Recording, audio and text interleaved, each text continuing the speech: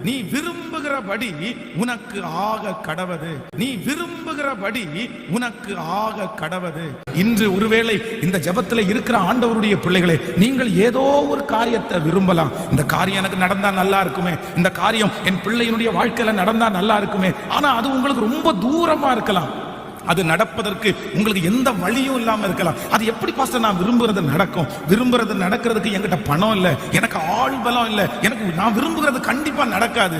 ஆனா கர்த்தர் இன்றைக்கு வாக்கு கொடுக்கிறார், நீ நினைப்பதற்கும் வேண்டிக் கொள்வதற்கும் அதிகமாய் செய்கிற கர்த்தர். நீ விரும்புகிறது அவருடைய கரத்தினாலே வரும். நீங்கள் விரும்புகிற அந்த காரியம் நடக்கும். நீங்கள் விரும்புகிற பிள்ளையினுடைய ரட்சிப்பை கர்த்தர் உங்களுக்கு தருவார். நீங்கள் விரும்புகிற அந்த வீடை கர்த்தர் உங்களுக்கு தருவார். நீங்கள் விரும்புகிறபடி அந்த திருமணம் நடந்து முடியும். நீங்கள் விரும்புகிறபடி ஒரு எதிர்கால வாழ்க்கையை கர்த்தர் அமைச்சு கொடுப்பார். ஹல்லேலூயா. நான் இந்த பலிபீடத்திலிருந்து தீர்க்க தரிசனமாய் சொல்லுகிறேன், என் ஆண்டவருடைய பிள்ளையே, நீ விரும்புகிற காரியத்தை கர்த்தர் உங்களுக்கு கைகூடி வர பண்ணுவார். எல்லாரும் கையை மேல உயர்த்தி சத்தமாய் ஆமென்.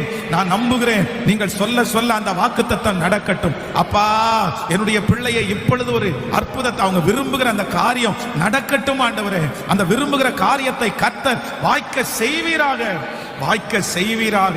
ஆமென். நம்முடைய ஆண்டவர் யார் அப்படின்னா, நம்முடைய விருப்பத்தை நிறைவேற்றுகிற கர்த்தர். நம்ம சில நேரங்களிலே விரும்பும் போது எதுவுமே நமக்கு இருக்காது. ஆனா நான் நம்புறேன், வேதம் நமக்கு ரொம்ப அழகாய் சொல்லுகிறது, விருப்பத்தை நமக்குள்ள வைக்கிறவரே யார் அப்படின்னா கர்த்தர் தான் நமக்குள்ள விருப்பத்தை வைக்கிறாராமா.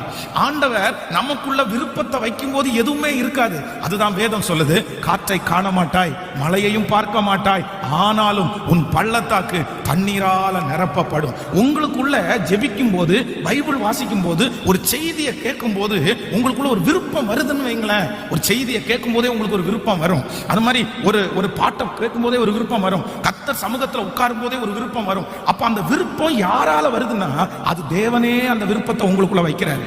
விருப்பத்தையும் ஆற்றலையும் வாஞ்சையும் வைக்கிறவர் கர்த்தர்.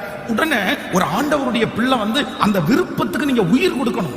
நீங்க ஜெபத்தினால்தான் அதை உயிரை கொடுக்க முடியும். சிலர் வந்து நமக்கு எல்லாம் விரும்புறது நடக்குமா அப்படின்னு விட்டுருவாங்க. இல்ல இல்ல, விருப்பம் வந்துச்சுன்னா உடனே ஜெபிக்க ஆரம்பிக்கணும். ஆண்டவரே, எனக்கு இந்த மாதிரி ஒரு விருப்பம் வருது, இந்த மாதிரி செய்யலாம்னு நான் நினைக்கிறேன், நீங்க வாய்க்க பண்ணுங்க ஆண்டவரே, நீங்க என்ன ஆசீர்வதிங்க ஆண்டவரே. அந்த ஜெபத்திற்கு கர்த்தர் பதில் தர வல்லவராய் இருக்கிறார்.